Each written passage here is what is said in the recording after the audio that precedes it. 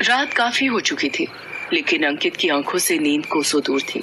इसलिए वो मोबाइल में यूट्यूब के वीडियो स्क्रॉल करके देख रहा था, लेकिन उसके मन लायक कोई वीडियो उसे दिख ही नहीं रहा था। इतने सारे यूट्यूब चैनल्स हैं, लेकिन किसी चैनल पर मन लायक कुछ है ही नहीं। स्क्रॉल करते करते अचानक उसकी नजर एक अजीब से चैनल पर गई। उस चैनल का नाम था चुड़ैल चैनल। उस नाम को पढ़कर उसकी हंसी छूट गई। चुड़ैल चैनल? ये कैसा नाम हुआ? किसी चुड़ैल ने ये चैनल बनाया क्या? उस चैनल के नाम ने अंकित का ध्यान खींच लिया और वो उस पर क्लिक करके उसका वीडियो देखने लगा। वो एक हॉरर वीडियो था। उसकी कहानी बहुत ही डरावनी थी। अंकित को डरावनी कहानी अच्छी लगती थी, इसलिए उसने उसे पूरा देख लिया। लेकिन जैसे ही कहानी खत्म हुई, उसके मोबाइल की स्क्रीन पर एक बहुत ही डरावनी चुड़ैल आई और अजीब से अंदाज में बोला, कहानी देख ली? अच्छी लगी? डर लगा क्या? सुनो, आप इस चैनल को जल्दी से जल्दी सब्सक्राइब कर लेना, नहीं तो मार दूंगी मैं तुम्हें। और हाँ, एक बात और, इस बात को मजाक समझने की भूल मत करना, क्योंकि जिंदगी ना मिलेगी दोबारा। अंकित ने ना जाने कितने सारे YouTube के वीडियो देखे थे, लेकिन इस तरह से किसी ने चैनल को सब्सक्राइब करने को नहीं कहा था। उतरी, ये कौन सा तरीका है चैनल को सब्सक्राइब करवाने का? सब्सक्राइब कर लेना, नहीं तो मार दूंगी। जरूर इस चैनल को बनाने वाला कोई पागल होगा। जा, नहीं कर रहा मैं सब्सक्राइब, जो करना कर ले। बहरहाल अंकित को अब नींद आने लगी थी। उसने मोबाइल को ऑफ किया और सोने लगा। थोड़ी देर बाद उसे नींद आ गई। वो गहरी नींद में था। बहुत नींद आ रही है तुझे, अब तुझे मैं हमेशा के लिए सुला देती हूँ। ये कहकर वो चुड़ैल उसकी छाती पर चढ़ गई और अपने नुकीले नाखून से उसके सीने को नोचने लगी और सीने से खून की धार बह निकली। उसके बाद चुड़ैल ने अपना मुंह उसके सीने पर लगा दिया और बहते हुए खून को चाटने लगी। कितना स्वादिष्ट होता है मानव रक्त, इसके आगे कुछ भी नहीं। ये कहकर चुड़ैल ने एक बार फिर से उसके सीने पर अपने दांत जोर से गड़ा दिए। अंकित एक बार फिर से चीख पड़ा।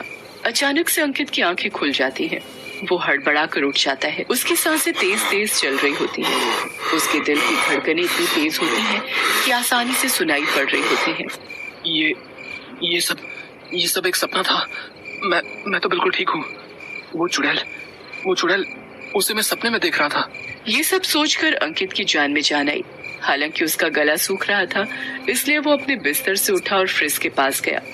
उसने फ्रिज का दरवाजा खोला और पानी की बोतल निकाली और एक ही सांस में पूरी की पूरी बोतल खाली कर दी। फिर उसने खाली बोतल फ्रिज में ही रख दिया और जैसे ही उसने फ्रिज का डोर बंद किया, उसके कानों में एक आवाज सुनाई दी।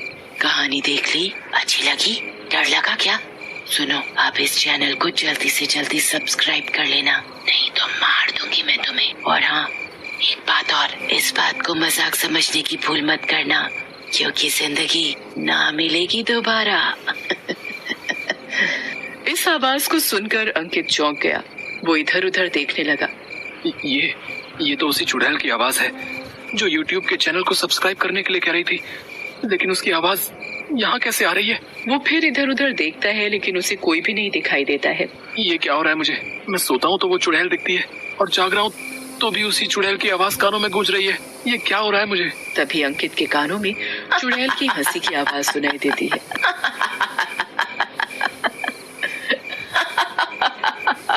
और इस बार उसने देखा कि वो चुड़ैल उसके फ्रिज के ऊपर बैठी हुई है। चुड़ैल, बचाओ मुझे, बचाओ। तुझे कहा था ना, मैंने कहा था ना कि मेरा चैनल सब्सक्राइब करो, नहीं तो मार दूंगी मैं तुझे। बोल, कहा था ना? कहा था। तो फिर किया क्यों नहीं? गलती हो गई मुझसे, मैं अभी सब्सक्राइब कर लेता हूँ। उसकी बात सुनकर चुड़ैल फिर से हंसने लगी और उसे जोरदार लात मारी और कहा, मैंने कहा था ना, जिंदगी ना मिलेगी दोबारा। उसके बाद वो चुड़ैल उसके ऊपर कूद गई और पल में ही उसके शरीर के टुकड़े टुकड़े कर दिए। धीरे धीरे ऐसी घटनाएं उस शहर में हर उस शख्स के साथ होने लगी जो वो चैनल देखता तो जरूर, लेकिन उसे सब्सक्राइब नहीं करता। जो उस चुड़ैल के चैनल को सब्सक्राइब करता, उसकी जान बच जाती। लेकिन दुर्भाग्य की बात ये थी कि उस चैनल को बहुत कम लोग ही सब्सक्राइब करते, इसलिए शहर में मौतों की संख्या भाई, अब तो मुझे हर पल डर लगा रहता है। कि कहीं आज मरने की बारी मेरी ना हो। किसी को कुछ पता नहीं लग रहा है कि आखिर इन मौतों के पीछे कारण क्या है। भाई मैंने तो सुना है कि इन मौतों के पीछे कोई यूट्यूब वाली चुड़ैल है भाई, जो लोगों से अपना चैनल सब्सक्राइब करने के लिए कहती है और जो उसका चैनल सब्सक्राइब नहीं करता ना वो उसे मार देती है। यूट्यूब वाली चुड़ैल? अब ये कौन सी चुड़ैल पैदा हो गई? ये तो मुझे नहीं पता, लेकिन पूरे शहर में यही चर्चा है। लेकिन वो यूट्यूब वाली चुड़ैल लोगों को मार क्यों रही है? लोगों में उस चुड़ैल की दहशत इतनी बढ़ गई कि लोगों ने यूट्यूब पर वीडियो देखना बहुत ही कम कर दिया। उसी शहर में मनोरमा नाम की लड़की रहती थी, जिसे भूत प्रेतों और चुड़ैल की दुनिया बहुत पसंद थी। लोग तो ये भी कहते कि वो भूत प्रेतों से बातें भी कर सकती थी। वैसे वो पैरानॉर्मल एक्टिविस्ट थी।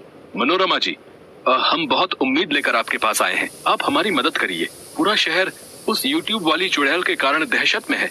आप लोग परेशान ना हो, मैं उस चुड़ैल से आज रात को बात करूंगी। जरा मैं भी तो जानूं आखिर वो इस तरह लोगों को मार क्यों रही है। मनोरमा ने उन लोगों को मदद का आश्वासन दिया। उसी रात की बात है। मनोरमा चुड़ैल का चैनल देख रही थी और जब उसने कहानी पूरी देख ली तो वो चुड़ैल उसी तरह स्क्रीन पर आई और पुरानी बातें दोहराई। लेकिन आज जब वो अपनी बातें दोहरा रही थी, मनोरमा उस चुड़ैल की आंखों में देखते हुए उससे कह रही थी, ये तो जबरदस्ती है। कोई इस तरह जबरदस्ती तेरा चैनल क्यों सब्सक्राइब करेगा? जा, मैं तो नहीं करती तेरा चैनल सब्सक्राइब। मनोरमा को पता था वो चुड़ैल जरूर उसके पास आएगी, इसलिए वो पूरी तैयारी के साथ अपने घर में थी।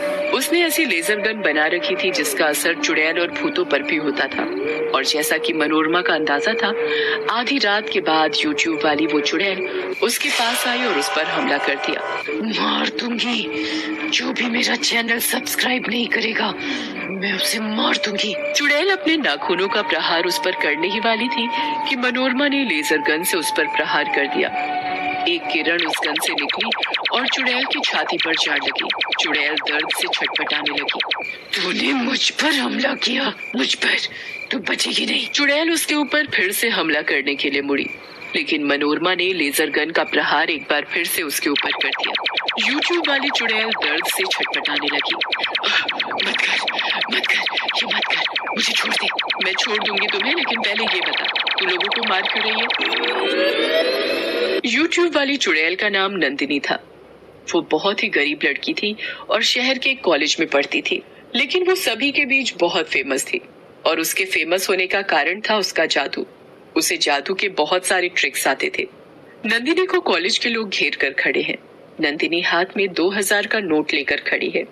देखो, ये 2000 का नोट दिख रहा है ना सबको? सभी लोग इसे गौर से देखते रहना। सभी लोग उस 2000 के नोट को घूर घूर कर देख रहे थे। तभी नंदिनी ने अपनी मुट्ठी बंद की और मुट्ठी के ऊपर जोर से फूंका।